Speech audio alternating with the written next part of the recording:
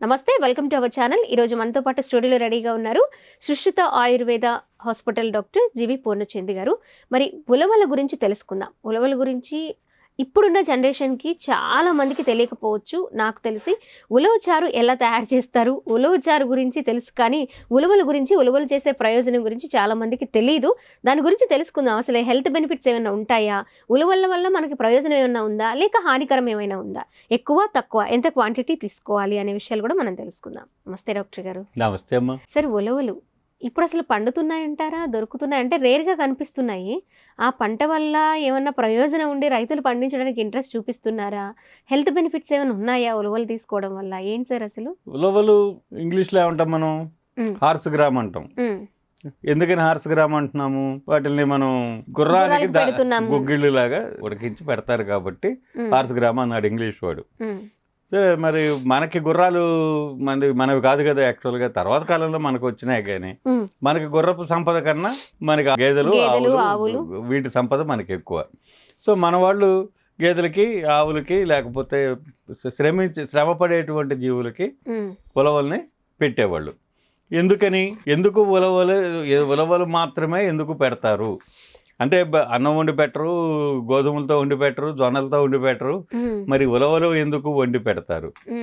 దానికంటే ముందు ఓ ప్రశ్న, అసలు ఉలవలు పప్పు ధాన్యమా లేకపోతే వరి, గోధుమ, జొన్న లాంటి ధాన్యమా? దీని మీద మనకి ఎంత అవగాహన ఉంది? పప్పు ధాన్యాలు అంటే ద్విదళ బీజాలు, అంటే గింజను గనక బ్రేక్ చేస్తే రెండుగా పప్పుగా విడిపోవాలి. రెండు దళాలుగా, రెండు భాగాలుగా విడిపోతాయి కాబట్టి వీటిల్ని ద్విదళాలు అన్నారు.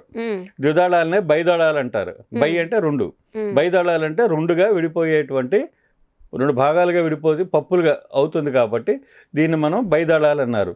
ఈ బైదళమే బేడ అనే శబ్దంగా మారింది. కొన్ని ప్రాంతాల్లో బేడలు అంటారు, శనగపప్పుని బేడలు అంటారు.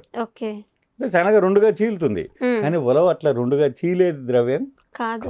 కాబట్టి వరి గింజలాగానే, జొన్నలాగానే ఇది కూడా ఒక గింజ, అంతేగాని పప్పు ధాన్యం కాదు. సో దీన్ని అంటే ఆహారంగా తీసుకోదగినటువంటి అన్నంలాగానో, జొన్నలాగానో, వరిలాగానో, జొన్నలాగానో, గోధుమలాగానో తీసుకోదగినటువంటి ద్రవ్యము. ఇది మీకు అర్థం కావడం కోసం నేను ఈ ప్రయోజనాన్ని మీకు నేను వివరిస్తున్నాను. మనం ఆహారంగా అంటే గేదెలకు పెడతారు, ఆవులకు పెడతారు, ఎద్దులకు పెడతారు, లేకపోతే గుర్రాలకు పెడతారు, మనుషులకు పెట్టరా? మనుషులకి ఎందుకు పెట్టరు? హార్స్ గ్రామ్ అంటే హార్స్కి పెట్టేటువంటిది కాబట్టి హార్స్ గ్రామ్ అన్నారని నేను అనుకోవట్లా. గుర్రం లాంటి బలాన్ని ఇస్తుంది అని మనుషులకు పెడతారని. హార్స్ పవర్ ని పెంచేది కాబట్టి హార్స్ గ్రామ్ అన్నారు అని నేను అనుకుంటున్నాను. అర్థమైందా? గుర్రానికి చాలా పెడతారు, అవన్నీ మనం వాటి పేరుతో మనం పెంచుకోవట్లేదు కదా. కాబట్టి ఇప్పుడు గుర్రం పచ్చగడ్డి తింటే హార్స్ గ్రాస్ అని అనట్లేదు కదా, అంతే కదా. అందుకని హార్స్ పవర్ ని పెంచేది, మనం ఏదైనా శక్తిని హార్స్ పవర్ అంటాం. ఒక మోటారు 5 HP 10 HP మనం అంటాం కదా. మనం హార్స్ పవర్లో మనం శక్తిని హార్స్ పవర్లో కొలుస్తాం. మనం ఆ హార్స్ శక్తిని అంటే హార్స్ పవర్ని పెంచేటువంటి ద్రవ్యం కాబట్టి ఇవి హార్స్ గ్రామ్. ఇలా అర్థం చేసుకున్నాం అనుకోండి, వాటి ప్రయోజనం మనకు బొరకన ఆడుకుంటాం. ఎక్కువ వాడడానికి కూడా శ్రద్ధ చూపిస్తాం. సరే, ఇప్పుడు ఇందాక మీరు ఉలవచారు గురించి మాట్లాడారు. ఉలవచారు కొనుక్కొచ్చుకునో, లేకపోతే పెళ్లిళ్ళకి వెళ్ళినప్పుడో, ఎక్కడో విందు భోజనాలకు వెళ్ళినప్పుడో వాళ్ళు వడ్డిస్తేనో తినడమే గానీ మీరు ఇంట్లో ఎందుకు కాచుకోవాలని మీకు ఎందుకు అనిపించలేదు? ఇది ప్రశ్నే కదా. అది చాలా ప్రాసెస్ ఎక్కువ అనుకుంటా సార్, ఎక్కువ టైం. చారు కాచుకోవడానికి ఏముందండి, మన ఇంట్లో సూపు, చారంటే సూపు. ఉలవలు తెచ్చుకొని ఉలవలతో సూపు కాచుకోవచ్చు కదా. మనం రకరకాల సూపులు కాచుకుంటున్నాం కదా మనం. అలాగే ఉలవలు కూడా సూపు కాచుకోవచ్చు కదా. కాచి చూద్దాం అన్న ఆలోచన మీకు వస్తే ఈ ప్రోగ్రామ్ సక్సెస్. చూద్దాం సార్ కాచి. That is the point. అదే కావాలి. ఎందుకంటే మీకు హార్స్ పవర్ కావాలంటే కావాలి. హార్స్ పవర్ కావాలి అంటే మీరు హార్స్ గ్రాము తినాలని రోజు బజార్కి వెళ్ళి కొనుక్కోమని మేము చెప్పకూడదు కదా, అది ధర్మం కూడా కాదు కదా. కాబట్టి మనం ఇంట్లో వండుకోవడం ఎలా అన్నదే ఇక్కడ చాలా ముఖ్యమైనది. కొంచెం మనకు ఉన్నటువంటి ఆహార ద్రవ్యాలలో, ముఖ్యంగా ధాన్యాలలో చాలా కష్టంగా ఉడికేటువంటి స్వభావం కలిగినవి ఉలవలు. కష్టంగా ఉడికేవా? ఆలస్యంగా ఉడుకుతాయి, okay okay. Takes much time. కాబట్టి కుక్కర్ని ఉపయోగించుకోవచ్చు. ఎక్కువ టైం ఉడుకుతుంది కాబట్టి, ఎక్కువ ఉష్ణోగ్రతని తీసుకుని ఉడుకుతాయి కాబట్టి, ఇవి ఉష్ణోగ్రతకి తట్టుకోగలిగే శక్తి కూడా వీటికి ఉంటుంది కాబట్టి ఉలవల్ని మనం కుక్కర్లో వండుకోవచ్చు, ఏమి తప్పేం లేదు. ఉలవలు ఉడికితే ఉడికిన వాటికి అందమైన తెలుగు పేరుంది, గుగ్గిళ్ళు అంటారు. అర్థమైందండి? అంటే మనకి పెసర గుగ్గిళ్ళు, శనగ గుగ్గిళ్ళు అంటున్నాం కానీ గుగ్గిళ్ళు అన్నమాట ఉలవలకే చెందింది. అర్థమైందా? ముందుగా వాటిని పిలిచేవాళ్ళం, అంతేనా? అంతే అంతే. సో ఉలవ గుగ్గిళ్ళని అనగా ఉడకబెట్టినటువంటి ఈ ఉలవల్ని ఉడకబెడితే చక్కగా ఉలవ గుగ్గిళ్ళు అవుతాయి మనకి. ఈ ఉడకబెట్టినటువంటి గుగ్గిళ్ళని చక్కగా మీరు తాలింపు వేసుకున్నారనుకోండి, సాతాళించడం అంటారు. శనగలు ఉడకబెట్టే సాతాళిస్తారు కదా, ఉడకబెట్టి తాలింపు పెట్టుకుంటే ఉప్పు, కారం, పచ్చిమిరకాయ ముక్కలు, కొత్తిమీర ఇట్లాంటివన్నీ వేసుకుంటే, మసాలా ద్రవ్యాలు వేసుకుంటే బ్రహ్మాండంగా విడిగా మనం తినడానికి చాలా రుచిగా ఉంటాయి కదా. ఈ గుగ్గిళ్ళు కూడా రుచిగా ఉంటాయండి. మంచి బ్రేక్ఫాస్ట్ ఐటమ్. డైరెక్ట్ గా తీసుకోవచ్చా సార్? మీరు ఉప్మా కంటే బలమైంది, ఉప్మా కంటే రుచికరమైంది. చక్కగా కుక్కర్లో ఉడకబెట్టినటువంటి గుగ్గిళ్ళని తీసుకుని ఈ గుగ్గిళ్ళకి తాలింపు పెట్టేసి, మీకు కావాల్సిన, నేను పలానాది వేయండి నేను చెప్పట్ల, మీకు రుచి కొద్దీ మీకు కావాల్సినటువంటి మసాలా ద్రవ్యాలు వేసుకుని, కొత్తిమీర ఇట్లాంటివన్నీ గార్నిష్ చేసుకుని, అందంగా అలంకరించుకుని, హాయిగా ఓ ప్లేటుడు గుగ్గిళ్ళు పొద్దున్నే బ్రేక్ఫాస్ట్గా మీరు తిన్నారు అనుకోండి, ఎంత శక్తి అండి. ఎంతసేపు బొంబాయి రవ్వ ఉప్మా తప్ప ఈ ప్రపంచంలో ఇంకేమీ లేదు. ఏ ఉప్మా లేవు ఇంకా. ఏమిటండి సరే అని ఆ బొంబాయి రవ్వ ఉప్మా మనకి ఇవ్వనిది ఏమిటి, ఉలవ గుగ్గిళ్ళు మనకి ఇచ్చేది ఏమిటి? నెక్స్ట్ మీరు అడగవలసిన ప్రశ్న, ఏమిస్తుంది అంటే, ఉలవ గుగ్గిళ్ళు బొంబాయి రవ్వలో మనకి పిండి పదార్థాలు తప్ప ఉపయోగపడేది ఏదీ లేదు. కాల్షియం, పొటాషియం దగ్గర నుంచి ఎన్ని ఖనిజాలు, లోహాలు ఉన్నాయో అన్ని ఉలవల్లో ఉన్నాయి, బొంబాయి రవ్వలో లేవు కదా.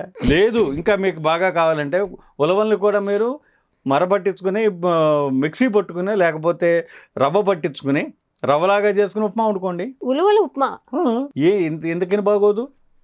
ఎక్కువ టైం తీసుకుంటుంది ఉడకటానికి. బొంబాయి రవ్వ కాస్త 5 నిమిషాల్లో, 5 కూడా పడుతుంది, 3 నిమిషాల్లో ఉడికిపోతుంది. ఎందుకంటే అది కేవలం పిండి పదార్థం, ఇందులో పిండి పదార్థాలు తక్కువ ఉంటాయి, అందుకు ఉడకడానికి ఎక్కువ టైం పట్టుకుంటుంది.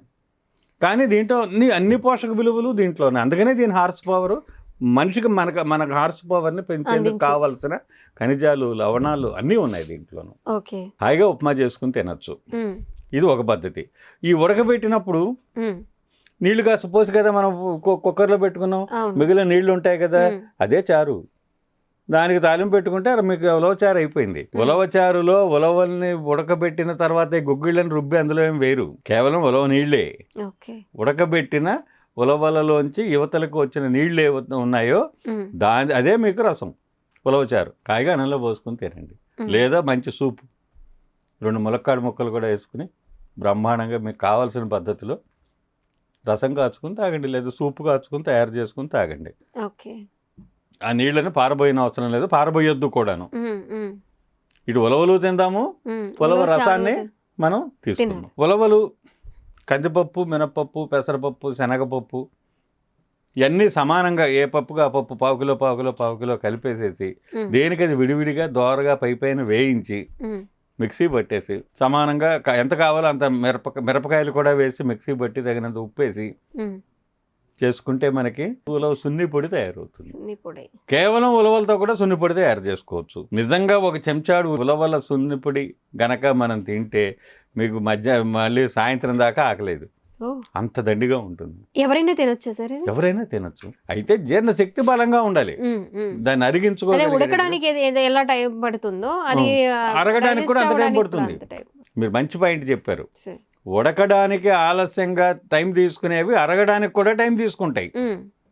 కాబట్టి అరుగుదల బాగా ఉన్నవాళ్ళు అరుగుదలను బట్టి తినాలి అంటున్నాను. అది చూసుకోవాలి తప్ప ఉలవలు తినకూడని వాళ్ళు ఎవరు లేరు. వేడి చేస్తుంది ఎక్కువ, వేడి చేసే మాట నిజం. స్వభావ రీత్యా ఉలవలకు వేడి చేసే స్వభావం ఉంది.